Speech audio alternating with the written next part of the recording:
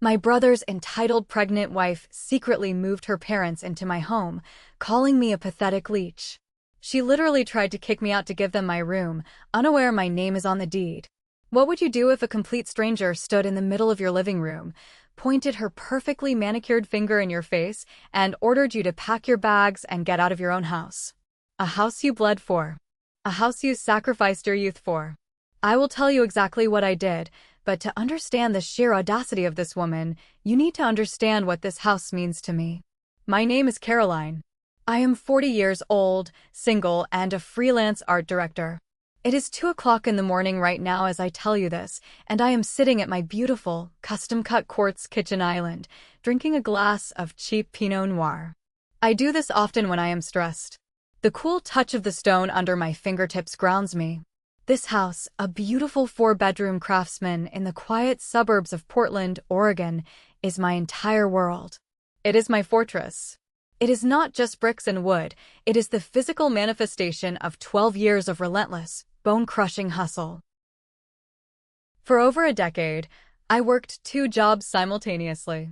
I took the grueling corporate design shifts during the day, dealing with demanding clients and impossible deadlines, and at night, fueled by dangerously strong espresso and pure anxiety, I took on every freelance outsource project I could find. I ate cold ramen noodles for dinner more times than I can count. I skipped vacations. I missed out on dating. I missed out on the carefree 20s and 30s that my peers enjoyed. I did all of this because I needed a safe space. You see, growing up, I was never the priority in my family. My parents had a clear favorite, and it was my younger brother, Logan. Logan was the golden boy. He could do no wrong in their eyes. If he broke a window playing baseball in the yard, my parents somehow concluded that I should have been watching him better. When he needed money for his first car, the college fund my grandparents had started for me was quietly repurposed to pay for his vehicle. Because of that constant, suffocating dynamic, I developed a deep, paralyzing fear of being abandoned or alienated by my family. I became a massive people pleaser. I hated conflict with a burning passion. I would rather swallow my own discomfort and let people walk all over me than face a direct argument, which is exactly why I built this house. It was the one place on earth where I did not have to please anyone. It was mine. The natural oak floors that I polished myself, the vintage ceramics I carefully collected over the years from antique markets, the way the morning light hits the breakfast nook precisely at 7. Everything was perfect and safe. Until the day my family's drama came crashing through my front door. It started on a Tuesday morning, about a year ago. I was sitting at my dining table, drinking my morning coffee and reviewing some design mock-ups on my laptop for a major client, when the doorbell rang. It was barely 9 o'clock, and the Portland sky was a heavy, gloomy gray. When I opened the heavy wooden front door, I found my sister-in-law, Madison, standing there on my porch. Her eyes were red and severely puffy, and dark mascara was streaking down her pale cheeks, staining the collar of her tan coat. She did not even say hello or wait to be invited in. She just walked right past me, dropped her purse on the floor, collapsed onto my sofa, and buried her face in her trembling hands. Madison had always been like a real sister to me. She and Logan had been married for 12 years. They had 2 beautiful kids, Carter, who was 8, and Avery, who was 10. I adored those kids and treated them like my own. When Madison finally caught her breath and stopped sobbing long enough to speak, she told me the news that would fracture our family forever. She told me that Logan was having an affair. And it was not just a brief, meaningless fling. He had been seeing a 25-year-old girl named Cassidy for over 6 months, taking her on expensive trips while telling Madison he was away on corporate retreats. Madison filed for divorce immediately. I stood by her side through the entire brutal, exhausting process. I became the emotional anchor for her and my niece and nephew, letting them stay over on weekends when the screaming matches at their house became too much. The divorce proceedings dragged on for agonizing months, draining everyone's energy and bank accounts. When the final court date arrived, I went with Madison for moral support, sitting right behind her in the cold, wooden pews of the courtroom. That was the first time I saw her. Cassidy. She looked exactly like Madison had described. She was young, wearing a tight designer dress that was entirely inappropriate for a courtroom, and acting with way too much confidence for someone who had just detonated a 12-year marriage and traumatized 2 children. But what struck me most was her sheer, unfiltered arrogance. While Madison sat quietly with her lawyer, gripping her hands together to keep them from shaking, this girl kept whispering loudly to Logan. She was dramatically rolling her eyes every time Madison's lawyer spoke about the division of assets. She acted like the whole legal proceeding was a boring inconvenience to her day, as if she were waiting in line at a coffee shop rather than attending a divorce hearing. The judge, clearly unamused by Logan's actions and Cassidy's attitude, ruled heavily in Madison's favor. Logan was ordered to give up their marital home entirely, pay substantial child support for both Avery and Carter, and cover their comprehensive health insurance until they were adults. I watched Cassidy's face contort with absolute anger when the financial decisions were announced. She looked visibly disgusted, probably realizing that my brother was not the wealthy sugar daddy she had envisioned when she started sleeping with him. He was just a middle management guy who was now heavily in debt and stripped of his primary assets. I thought that would be the end of it. I thought they would ride off into the sunset and leave us alone to heal. I was horribly wrong. 2 months passed in relative peace. Madison and the kids were settling into a new routine, and I was spending every other weekend having movie nights with Carter and Avery in my living room. My house felt full of love and laughter again. Then, one rainy Wednesday evening, Logan showed up at my door completely unannounced. He looked terrible. He was soaking wet from the rain, wearing a wrinkled suit, his hair was an unkempt mess, and he had dark, heavy circles under his eyes. I reluctantly let him in, and he immediately launched into his classic manipulation tactics. Logan has this incredibly warm, deep voice and a sad, pathetic smile that he uses to make you feel sorry for him. He is a master of weaponized incompetence and avoiding conflict, preferring to play the victim rather than take accountability for his own disasters. He sat at my kitchen island, dripping water onto my clean floors, and stared into a cup of hot coffee I poured for him. He told me that he and Cassidy had gotten married in a tiny, private courthouse ceremony. There were no guests, not even our parents. Then, he dropped his head into his hands and began to whine. He told me that Cassidy was absolutely miserable. Because of the heavy child support payments and losing his house to Madison, they were forced to rent a tiny, run-down, one-bedroom apartment on the rough edge of the city. He said Cassidy cried every single day, complaining about the noise, the lack of space, and claiming the place was entirely beneath her standard of living. I looked at him coldly and told him that sounded exactly like his problem to figure out. He made his bed, and now he had to lie in it. But then, Logan leaned forward across the court's counter, his voice cracking with manufactured desperation. He asked if they could move into my house. He begged, saying it would just be for 6 months. Just until he could save up enough money for a proper down payment on a new place that met Cassidy's high expectations. I felt physically sick.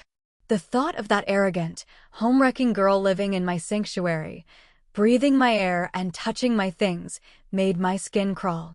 I told him absolutely not, without hesitation. I asked him to leave. But Logan knew exactly how to play me. He left, and not even an hour later, my phone started ringing incessantly. It was my mother. Then my father. They tag-teamed me with the most intense, overwhelming guilt trip I have ever experienced in my 40 years of life. They told me that family always helps family, no matter what.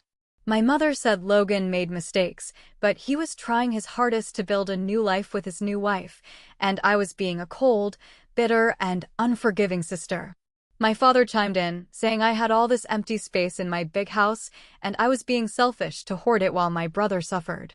They explicitly threatened to cut me off entirely and never speak to me again if I did not help my own flesh and blood in his time of need. My old childhood trauma flared up with a vengeance. The paralyzing fear of being alienated from my parents, of being painted as the villain of the family, took over my rational mind. I poured myself a huge glass of wine, my hands shaking so badly I almost dropped the bottle, and I called Logan back. I told him they could stay, but strictly only for a few months. It was the worst mistake of my entire life. Moving day arrived on a gloomy Saturday morning. I was sitting in my living room, trying desperately to distract myself by working on a logo design project for a local bakery, when a massive commercial moving truck rumbled up my driveway. I peeked through the blinds and my heart sank. It was way too big for two people supposedly moving from a small, furnished apartment. I watched through the window as Logan jumped out of the cab, looking nervous and sweaty. Cassidy followed him. She was wearing expensive high heels and a pristine white designer trench coat, completely inappropriate attire for a day of hauling boxes. I braced myself for a nightmare, steeling my nerves for a confrontation, but when Cassidy walked through my front door, she completely caught me off guard. She was overly sweet. Saccharine, even.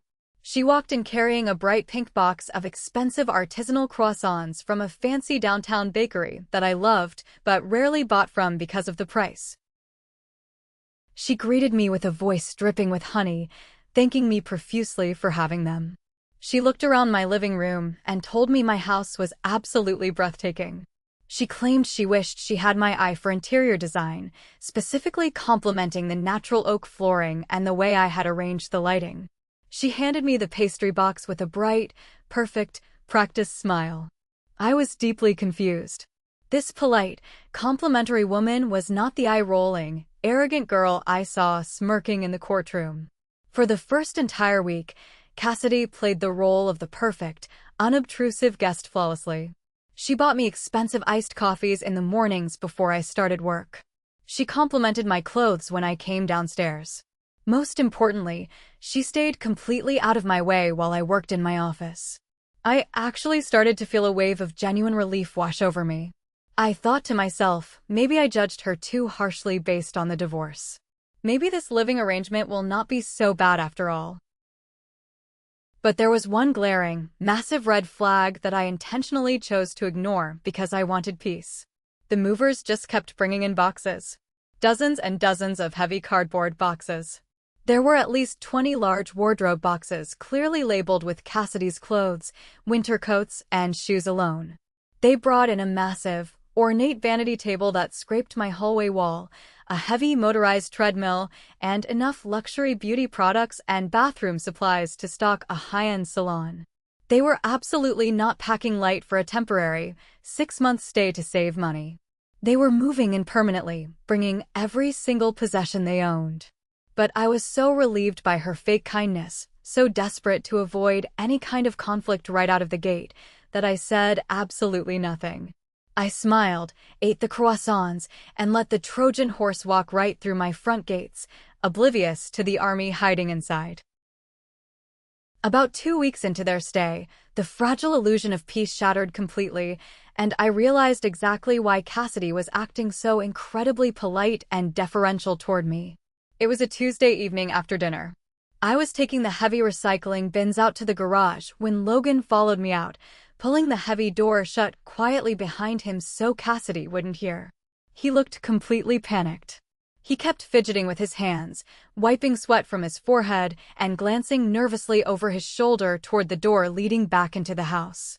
He whispered to me that he needed to talk, that he needed me to do him a massive, life-saving favor.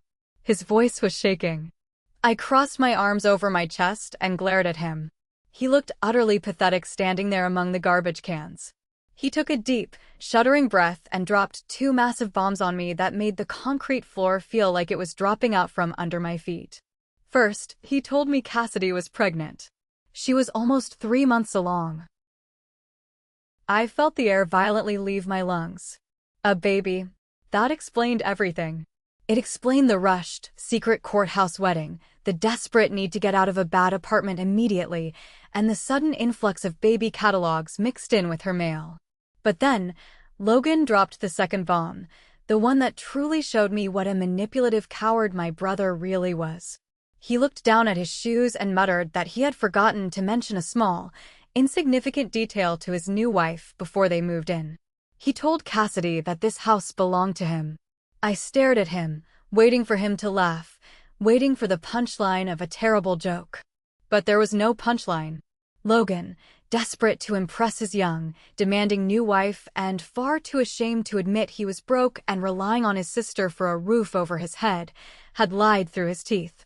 He told Cassidy that he was the sole homeowner and that I was just his struggling, spinster sister who had fallen on hard times, and that he was letting me live in one of the bedrooms out of the goodness of his wealthy, generous heart.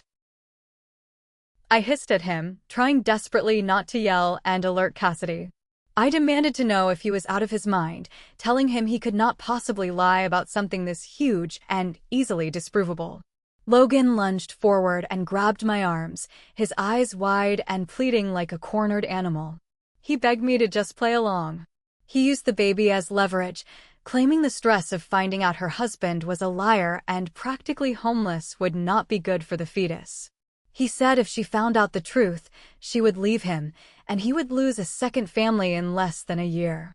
He begged for just a few months to save money, promising they would be gone and she would never need to know the truth.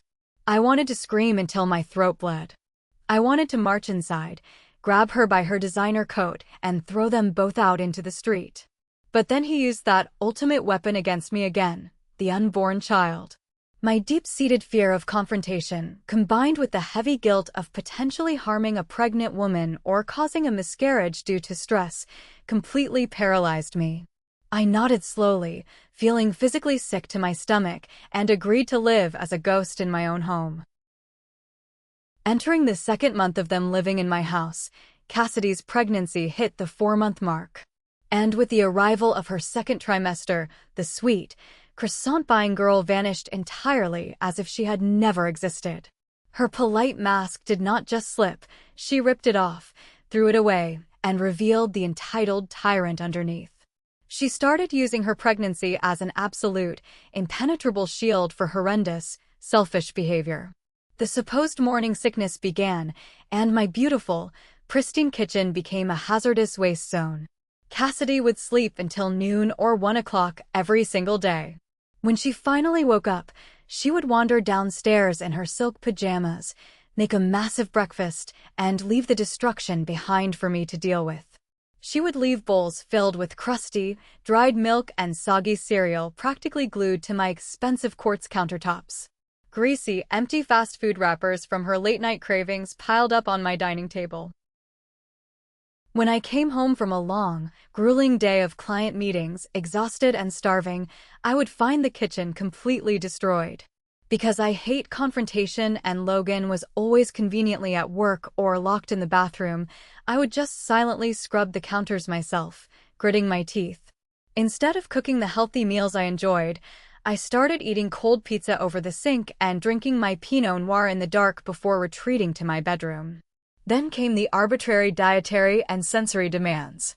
One evening, I was getting ready to go out for a rare dinner date with a friend. I sprayed a single spritz of my signature Chanel perfume, a light floral scent I had worn daily for 10 years. Cassidy walked past my bedroom door, dramatically covered her nose with both hands, and started gagging loudly and theatrically. She snapped at me, claiming the smell was toxic. She told me I was going to harm the fetus and explicitly ordered me not to wear that fragrance in the house anymore. A few days later, she banned me from cooking entirely. I was sautéing some basic onions and garlic to make a simple pasta sauce. Cassidy stormed downstairs from her bedroom, threw open the kitchen windows letting in the freezing air, and yelled that the smell was making her violently ill.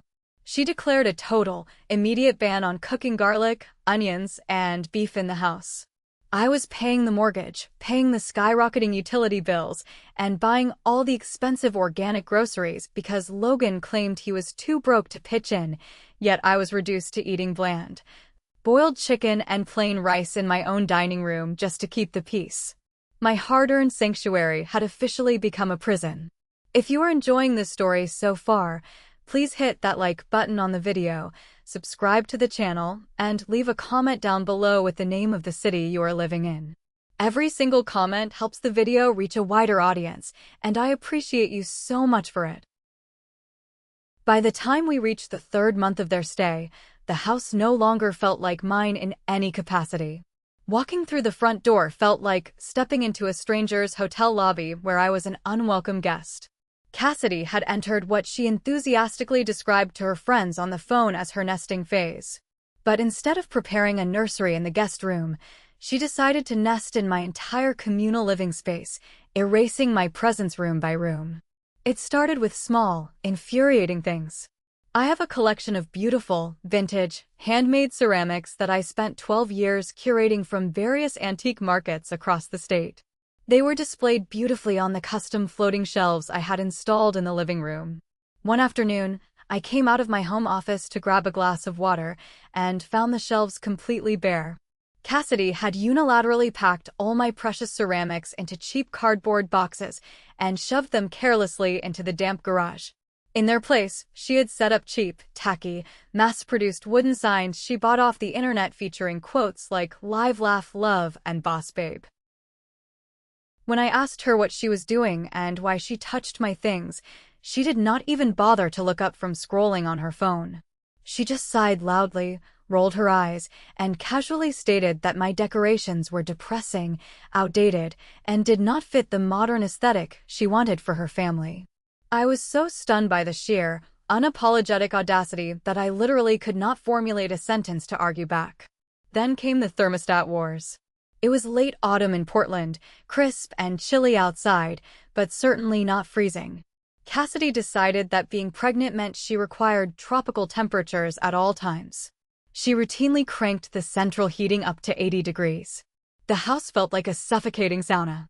I was sweating through my light cotton clothes while just sitting at my desk trying to work.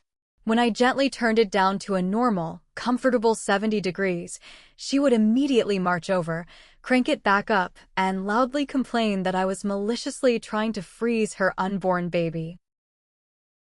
I finally managed to corner Logan about it before he left for work. I explained that the utility bills were skyrocketing and I absolutely could not afford to heat a 4-bedroom house to 80 degrees while simultaneously paying for all their expensive groceries. Logan did what he always does when faced with direct conflict.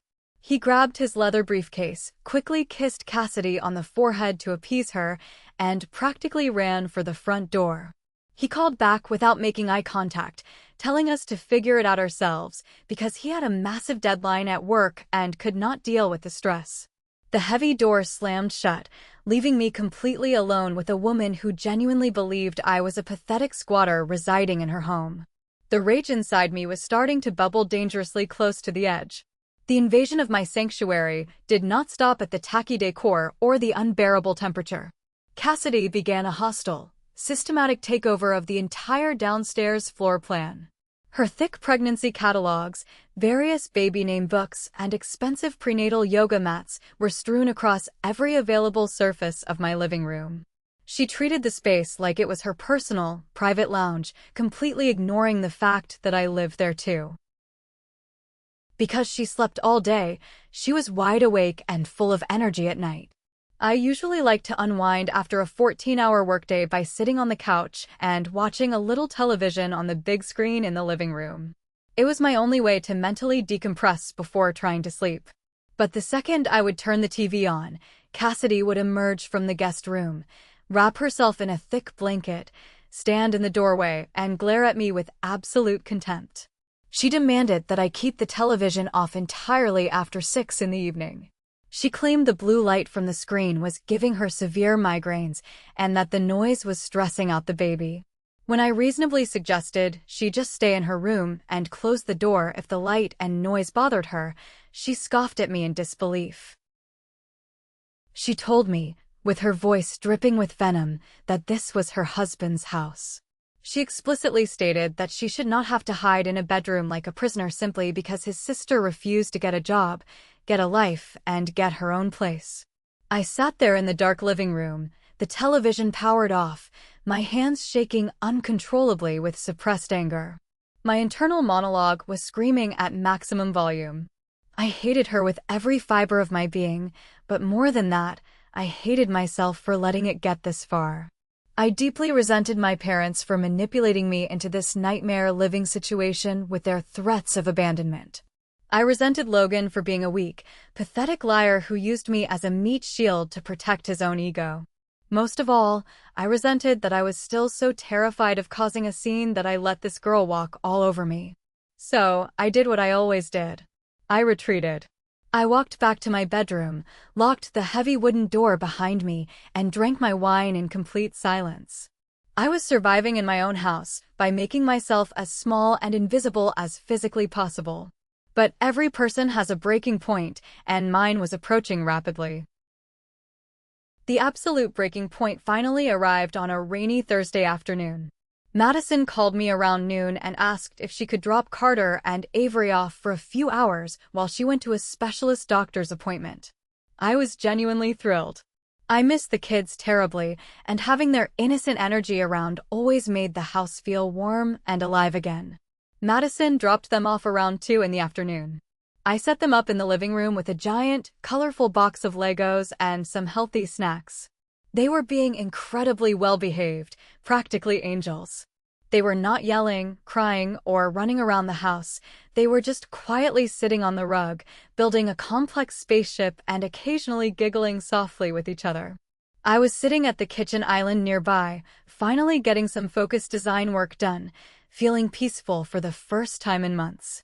Then, I heard the heavy, angry, deliberate stomping of footsteps coming down the oak staircase.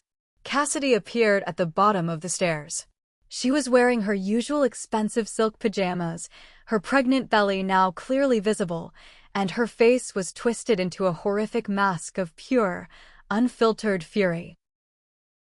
Without saying a single word of warning, she marched straight into the living room and violently kicked the Lego spaceship they had spent an hour building, shattering it into dozens of plastic pieces that scattered across the hardwood floor. Avery gasped in shock, and little Carter instinctively backed up against the sofa, his eyes wide with genuine fear. I jumped up from my stool, knocking it over, and yelled, demanding to know what was wrong with her.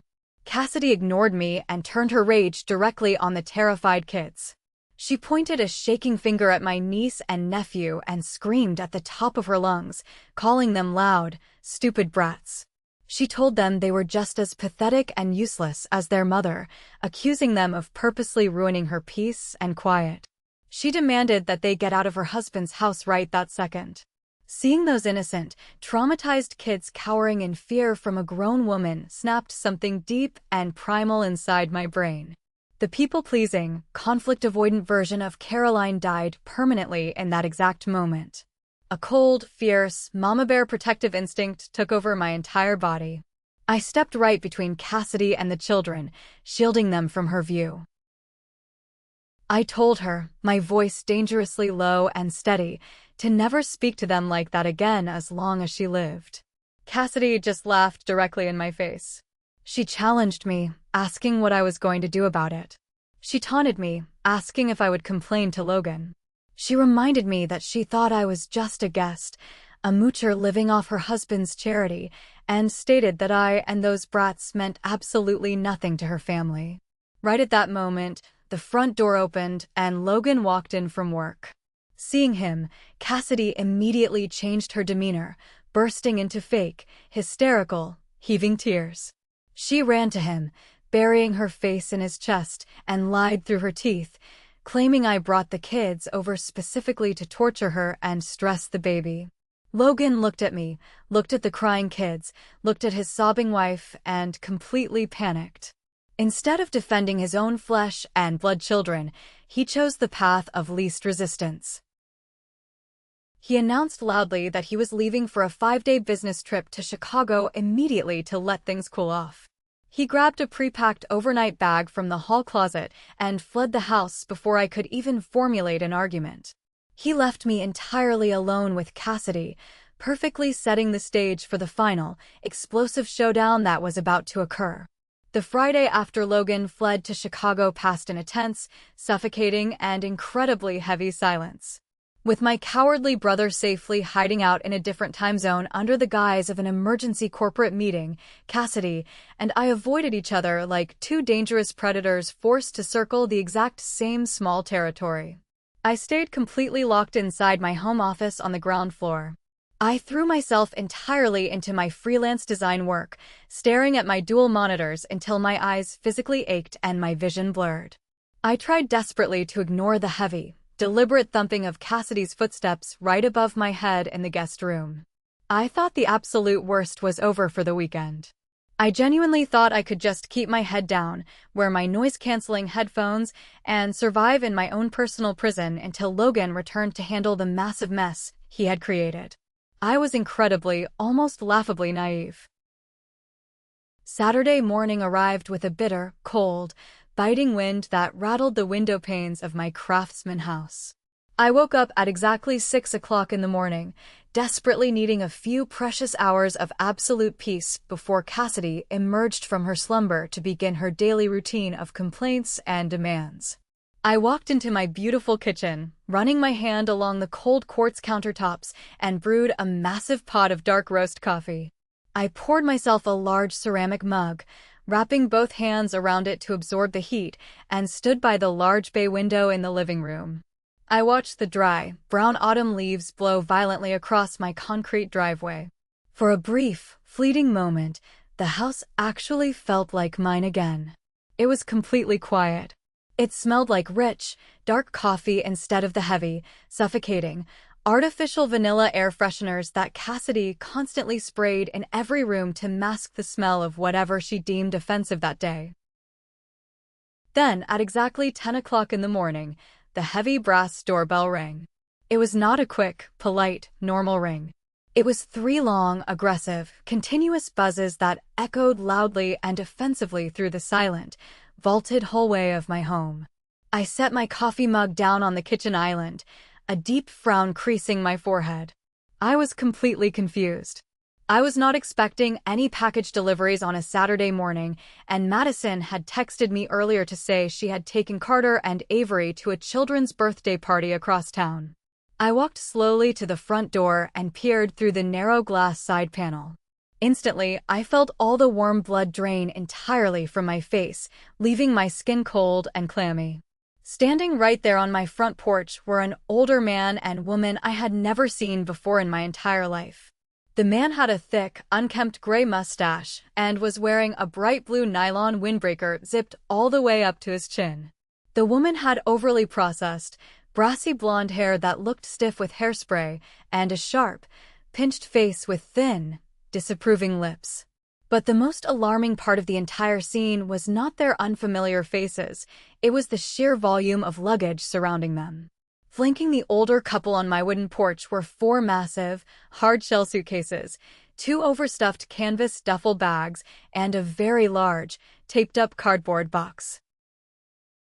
Before I could even fully process what was happening or reach out my hand to turn the heavy brass deadbolt to make sure the door was locked, I heard the rapid, heavy thudding of Cassidy rushing down the oak staircase right behind me. She was surprisingly fast and nimble for a woman who was supposedly suffering from debilitating pregnancy pains. She pushed aggressively past me in the narrow entryway, completely ignoring my existence as if I were nothing more than a coat rack, and threw the heavy front door open as wide as it would go. "Mom, Dad, you made it." Cassidy squealed loudly, her voice pitching up into an ear-piercing frequency as she threw her arms around the older woman with the blonde hair. Diana and Maxwell, Cassidy's parents. The final puzzle pieces of the invasion. I stood completely frozen, paralyzed in the entryway of my own home, as they dragged their massive, incredibly heavy suitcases right across my pristine, hand-polished hardwood floors. The hard plastic wheels scraped loudly and painfully against the expensive wood, leaving faint gray trails behind them. Cassidy ushered her parents inside with the grand, sweeping, theatrical gestures of a wealthy, entitled aristocrat welcoming traveling peasants to her sprawling country estate. "Oh, honey, the house is absolutely beautiful," Diana said in a loud, nasally voice, looking all around my carefully decorated living room and completely looking right through me as if I were entirely invisible. "You and Logan have done so incredibly well for yourselves. It is so spacious." Cassidy beamed with overwhelming pride, puffing her chest out. "Thank you, Mom. Welcome to our home." Come on in, let me show you exactly where you will be staying. I have it all completely figured out. You are going to stay for the next 6 months to help me with the baby, so we need to get you comfortable and unpacked right away. 6 months. The words hit my brain like a physical, heavy blow to the chest, knocking the remaining breath out of my lungs. 6 entire months of this nightmare multiplying. I finally found my voice, stepping forward and holding up my hand in a clear gesture to stop. Excuse me? I said, my voice trembling very slightly at first, but rapidly growing louder and firmer with every syllable. What exactly is going on here? Cassidy stopped walking. She slowly turned around to face me, a look of utter, undisguised disgust washing over her perfectly made-up face. She looked at me slowly from my head down to my toes, her lip curling upward in a cruel, mocking sneer that made her look incredibly ugly despite her youth. She turned back to her parents and gestured toward me with a dismissive wave of her manicured hand. Mom, Dad, this is Logan's older sister, Caroline. The one I told you about on the phone. The one who has absolutely nowhere else to go. She then turned her body to look directly into my eyes, crossing her arms defensively over her pregnant belly, and delivered the sentence that finally, permanently broke the dam of my patience. Caroline, she said in a cold, authoritative, incredibly condescending tone. My parents are moving in today to help with my difficult pregnancy. Obviously, the small guest room upstairs is not big enough for 2 adults, and the baby will eventually need the nursery anyway. So, you are going to go upstairs, pack your things today, and move down to the basement. There is an old, dusty sofa down there you can sleep on. My parents will be taking your master bedroom starting tonight. Now, please get out of our way so I can give them the grand tour of the rest of my house. For 40 years of my life, I had been a certified, pathetic coward. I had allowed my overbearing parents to entirely dictate my self-worth. I had allowed my golden boy brother to use me as his personal financial and emotional safety net whenever he ruined his own life. I had swallowed my pride entirely, hidden my hot tears in the dark, and contorted my personality into whatever accommodating shape my demanding family needed me to be, all because I was deeply, fundamentally terrified of being left completely alone in the world. But standing right there in that hallway, looking at this 25-year-old arrogant, entitled girl telling me to go sleep on a damp, freezing basement sofa so her random parents could take over the beautiful master bedroom I worked 12 grueling years to pay for, something truly miraculous happened inside my brain. The deep-seated, paralyzing fear completely evaporated into thin air. The heavy, invisible iron chains of guilt and familial obligation that my parents had tightly wrapped around my neck since childhood simply snapped and fell away. The 12 long years of eating cheap cold ramen at my desk, the hundreds of agonizing, sleepless nights staring at a glowing computer screen until my eyes physically burned, the massive personal sacrifices, the crushing loneliness of my 20s. It all flashed brilliantly before my eyes in a single second. This house was my blood. It was my literal sweat. It was my only sanctuary in a chaotic world. And I was absolutely, under no circumstances, going to surrender it to a pathetic, lying parasite and her ignorant family. I did not yell. I did not scream or cry or lose my temper. A cold, absolute, terrifyingly powerful calm washed over my entire body, starting from my head and going all the way down to my feet. I stepped forward with purpose and physically blocked the bottom of the oak staircase, standing incredibly firm on the bottom step with my arms crossed over my chest. Nobody is getting a tour of anything, I said. My voice was eerily quiet, completely devoid of emotion, but it commanded the entire space of the hallway. Cassidy stopped dead in her tracks, her fake, triumphant smile dropping instantly from her face. "Excuse me?" she snapped, her voice rising in pitch. "Get out of the way, Caroline. Move." I ignored her completely. I looked directly at Diana and Maxwell, who were standing awkwardly by the front door, still gripping the handles of their heavy luggage. "I am very sorry you drove all this way from wherever you came from," I told them plainly, maintaining direct eye contact with the older man. "But you are not staying here. Not for 6 months. Not for 6 weeks. Not for one single night. I strongly suggest you take your bags, turn around, and put them right back in the trunk of your car. Cassidy went completely, unbelievably feral. Her face turned an ugly, blotchy, dark shade of red. She stepped aggressively right up to me, invading my personal space until I could smell her sweet, cloying perfume, her eyes wide with unhinged rage. "Who do you think you are talking to in my house?" She screamed at the absolute top of her lungs, spittle flying from her lips. "You are a pathetic, 40-year-old leech. You are a lonely, miserable spinster who has to mooch off her younger, successful brother because nobody else in the world wants you. This is my house. This is my husband's house. You do not make a single rule here." She spun around, reached out, and aggressively grabbed the expensive, heavy wool winter coat I had left casually hanging on the wooden banister. She marched over to the front door, threw it open to the cold wind, and violently threw my beautiful coat out onto the wet, dirty concrete porch.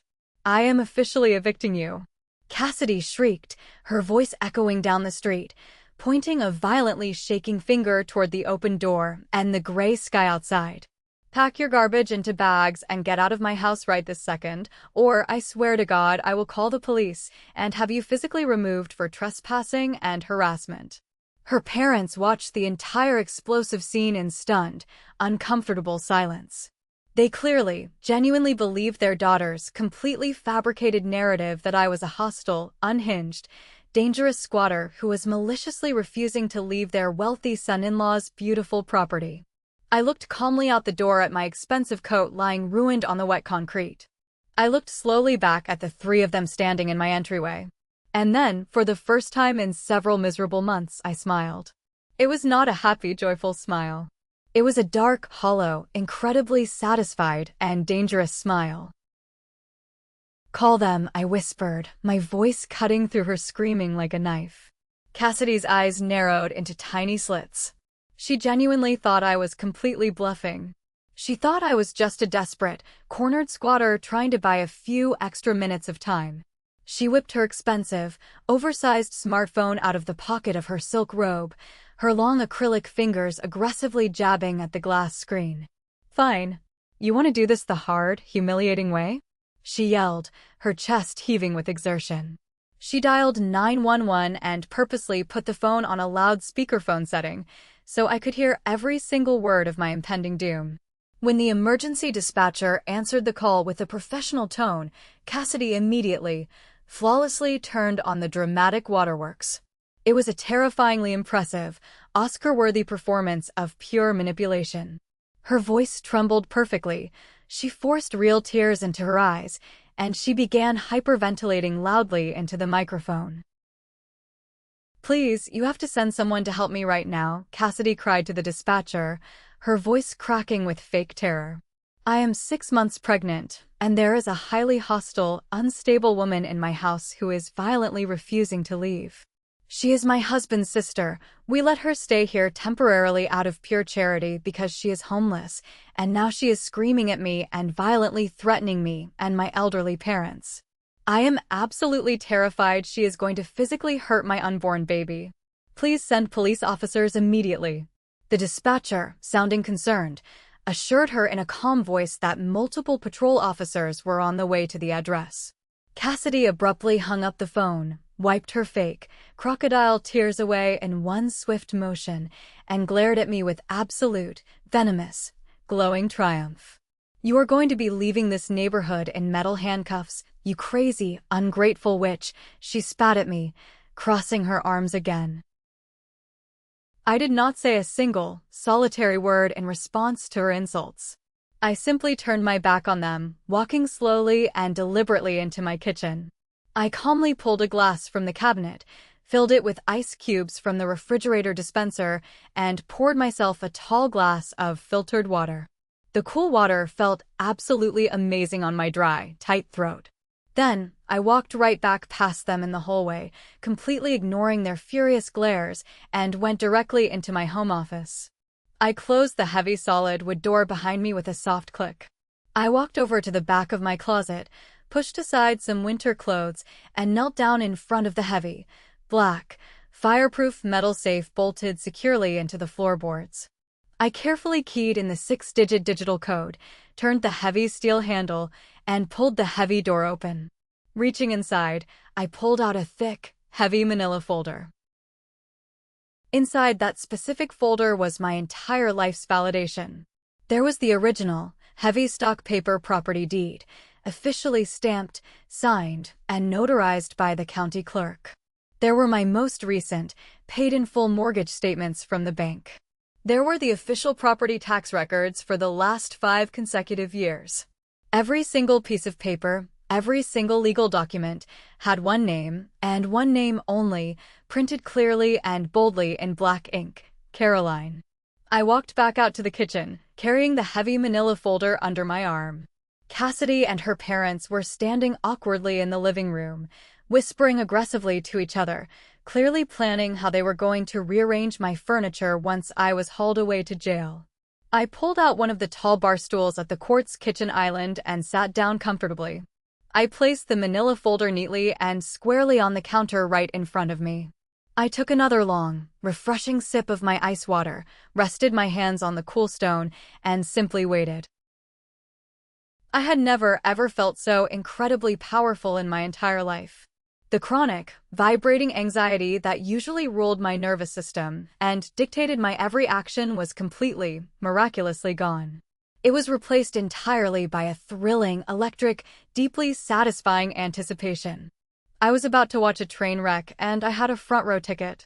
15 agonizingly long minutes later, a heavy, authoritative knock echoed loudly through the front door of the house. Through the large front window, I saw the bright, flashing red and blue strobe lights of a city patrol car parked diagonally across my driveway. Cassidy practically sprinted to the door, her silk robe flying behind her, eager to let her saviors inside to enact her vengeance. 2 fully uniformed police officers walked cautiously into the entryway, their hands resting naturally but alertly on their heavy black duty belts. Cassidy immediately launched right back into her hysterical, crying victim routine. She pointed a dramatic, shaking finger directly at me, sitting completely calmly in the kitchen, and began sobbing loudly, leaning heavily against her mother's shoulder for maximum theatrical effect. "Officers, thank God you arrived so fast," Cassidy cried, clutching her pregnant stomach with both hands as if she were in physical pain. That is her. Right there in the kitchen. She absolutely refuses to leave the property. "This is my husband's house. We have been so incredibly generous to her out of the kindness of our hearts, but she is mentally unstable. She is screaming at my parents, and I am so scared she is going to physically attack me and hurt my baby. I want her legally removed from the property immediately and charged with trespassing." The older of the 2 officers, a tall, broad-shouldered man with a shaved head and a very stern, no-nonsense expression, approached the kitchen island slowly. He looked at me sitting casually on the stool, then looked down at my glass of ice water, assessing the distinct lack of threat in my posture. "Ma'am," he said in a firm, booming voice that commanded the room. "We received a frantic 911 call about a hostile squatter refusing to vacate. If you do not officially reside here, I am going to have to ask you to gather your personal belongings right now and vacate the premises immediately. We do not want to escalate this situation into a physical arrest if we can avoid it." I smiled very politely at the officer, making sure my demeanor was the exact opposite of Cassidy's hysterical raving. "Officer," I said, keeping my voice incredibly calm, measured, and deeply respectful, "I absolutely reside here. In fact, I am the sole, legal owner of this entire property." Cassidy let out a loud, theatrical gasp from the hallway that sounded like a dying Victorian woman. "She is lying," she yelled, stepping forward. "She is a sick, pathological liar. My husband, Logan, owns this house. He bought it before we got married. Make her show you the proof. She is just trying to stall you." I did not even bother to turn my head to look at Cassidy. I simply placed my hand on the thick manila folder and slid it smoothly across the polished quartz countertop until it stopped right in front of the stern officer. "I highly suggest you take a moment to carefully review these legal documents, officer," I said smoothly. The officer raised an eyebrow, reached out, and opened the manila folder. He pulled out the heavy, embossed property deed first. His eyes scanned the legal jargon. Then he pulled out the official county property tax records. Finally, he pulled out the most recent mortgage statements from the bank. He read the name printed clearly on every single document, and then he looked up at my state-issued driver's license, which I had thoughtfully placed right on top of the pile. He took a few seconds to verify the name, the address, and the photograph. It took him a total of about 30 seconds to process the absolute, undeniable truth of the situation. The atmosphere in the room shifted so violently and suddenly that you could almost hear the air pressure crack. The officer neatly stacked the papers, closed the manila folder, slid it gently back across the counter to me, and turned his large body slowly to face Cassidy.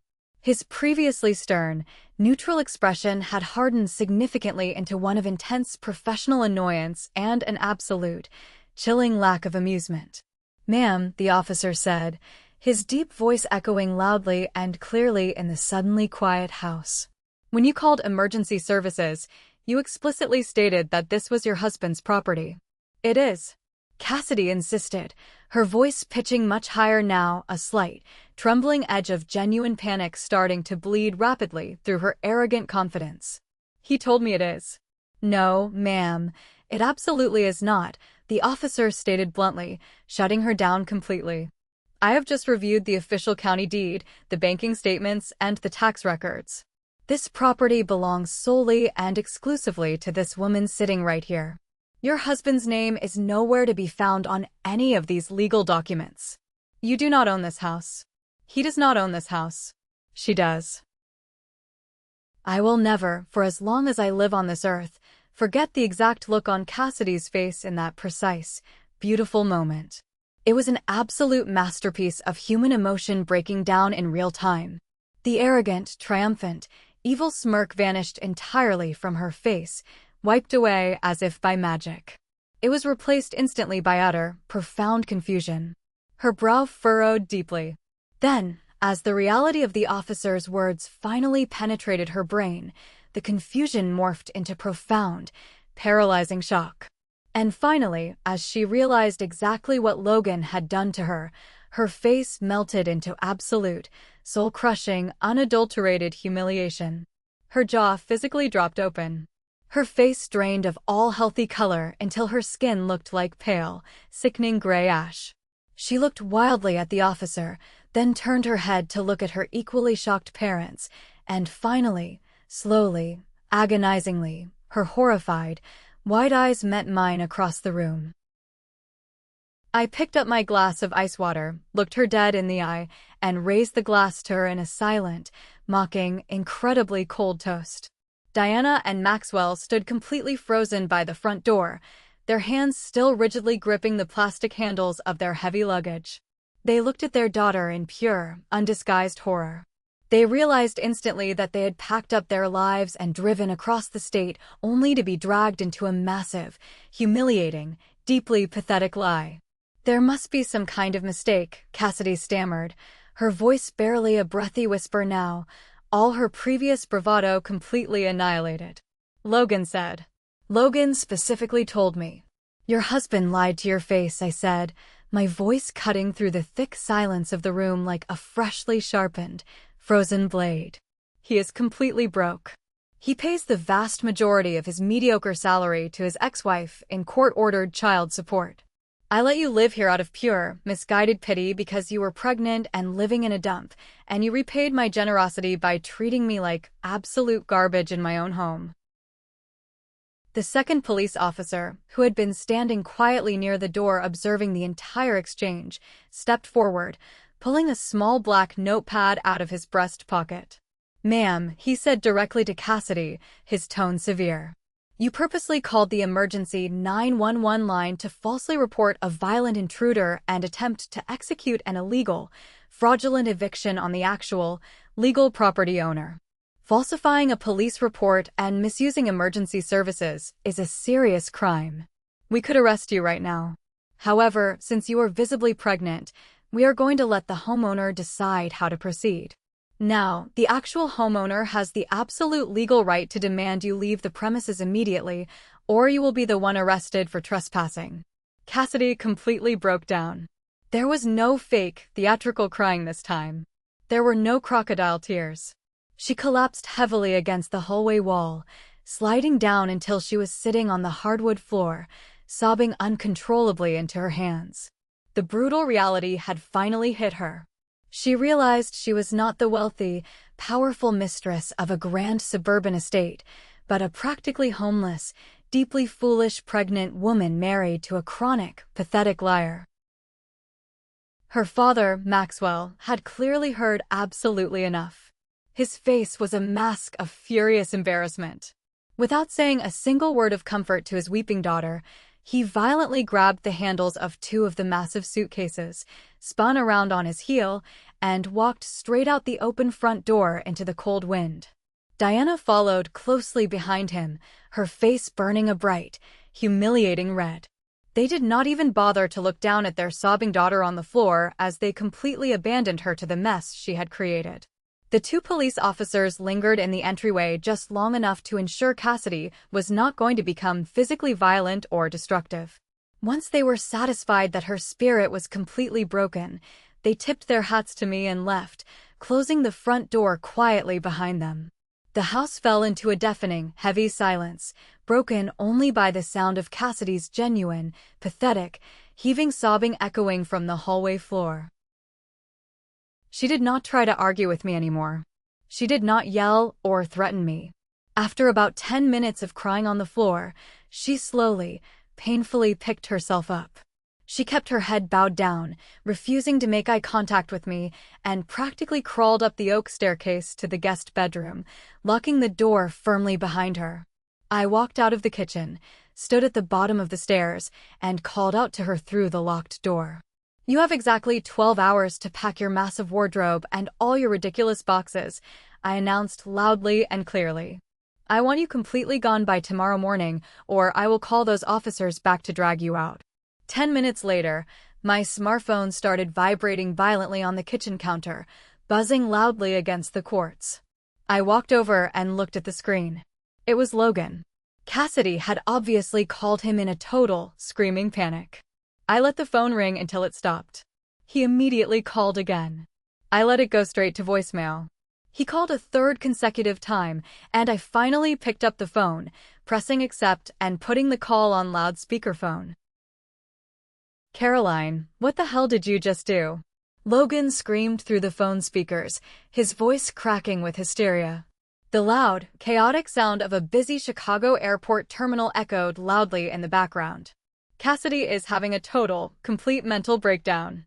She called me hyperventilating. She says you called the cops on her and humiliated her in front of Diana and Maxwell. What is wrong with you?" "I did not call the cops, Logan," I replied smoothly, my voice as calm as a placid lake. "Your lovely, incredibly entitled new wife called them on me. She literally tried to have me arrested and thrown out into the street from my own property so she could move your precious in-laws into my master bedroom. The police arrived, I showed them the deed, and they just gave her a very harsh, very legally binding reality check." There was a long, incredibly agonizing silence on the other end of the line. The background noise of the airport seemed to fade away. Logan knew, in that exact moment, that he was completely, utterly trapped. His web of pathetic lies had burned to the ground. "You cannot throw her out into the street," he finally said, his voice dropping right back into that pathetic, whiny, pleading tone he had used his entire life to get out of trouble. "Caroline, please. I am begging you. She is 6 months pregnant. The shock of finding out I lied, she is totally devastated. She has absolutely nowhere to go. Her parents drove away, they're furious with me, and they will not answer her phone calls. You have to let us stay at least until I get back, and we can figure something out. I am literally boarding an emergency flight back to Portland right now." "I am not your mother, Logan," I said coldly, feeling a profound sense of closure.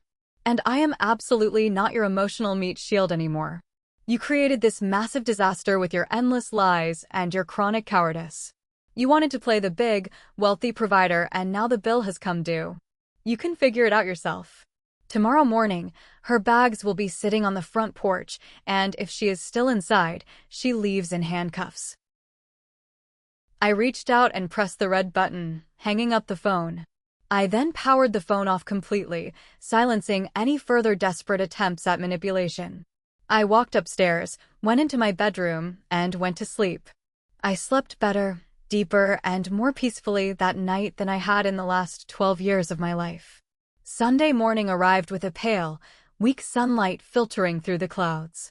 I was sitting comfortably on my front porch steps, wearing a thick sweater, my hands wrapped around a hot mug of coffee, when a black Uber pulled aggressively and recklessly into my driveway, tires screeching slightly. Logan practically fell out of the back seat before the car even came to a complete stop, looking like a haunted man who had not slept in days. His suit was severely wrinkled, his hair was wild, and his eyes were bloodshot. He ran up the walkway, completely bypassing me sitting on the steps, and rushed inside the house to find his weeping, furious wife. I stayed outside for an hour, listening to the muffled sounds of them arguing intensely upstairs. Finally, they both came downstairs and walked out onto the porch. Logan tried one last, desperate time to manipulate my emotions. He stood there in the cold air, real tears welling up in his red eyes, tightly holding Cassidy's limp hand. He gave me the absolute saddest, most broken, puppy dog look he could possibly muster. "Caroline," he whispered, his voice cracking with emotion. "Please. I am begging you on my hands and knees. I am so incredibly sorry I lied to her and to you. I am sorry she was rude and entitled. Just give us one more month. Just 30 days to find a cheap apartment. Do not put your heavily pregnant sister-in-law out on the cold street. Have a heart, please." I looked at him standing there. I looked at the brother who had happily taken my college fund without a word of thanks. I looked at the man who had selfishly broken his first family and traumatized his children. And I looked at the coward who had stood by silently while his new wife emotionally abused me, banned me from cooking, and tried to erase my existence in my own hard-earned sanctuary. The toxic trauma bond that had tied me to him was entirely dead and permanently buried. "Your 12 hours are officially up," I said, my voice hard as stone, pointing a finger directly toward the open front door. "Start carrying those heavy boxes out right now, or I will start physically throwing them out the second-story window onto the driveway." They looked into my eyes and realized, with absolute certainty, that I was completely serious. There was no mercy left in me. For the next 3 agonizing hours, I stood leaning against the wall in the hallway, sipping a fresh cup of coffee, watching in total, unbroken silence as my brother and his wife dragged their dozens of heavy cardboard boxes, their massive vanity table, the heavy treadmill, and all their expensive designer clothes out the front door and forcefully stuffed them into the back of his mid-sized sedan. They had to leave the trunk tied open with a bungee cord because there was so much stuff. It took them 4 exhausting, sweaty trips up and down the stairs. Neither of them said a single, solitary word to me the entire time. They were completely, utterly defeated. When the very last box of shoes was loaded, Logan slumped into the driver's seat.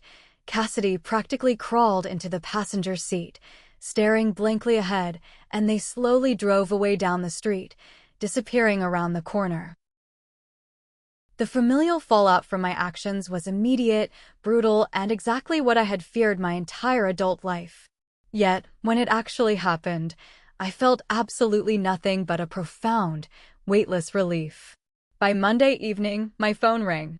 It was my mother. I answered it, and she immediately started screaming at me so loudly I had to hold the phone away from my ear.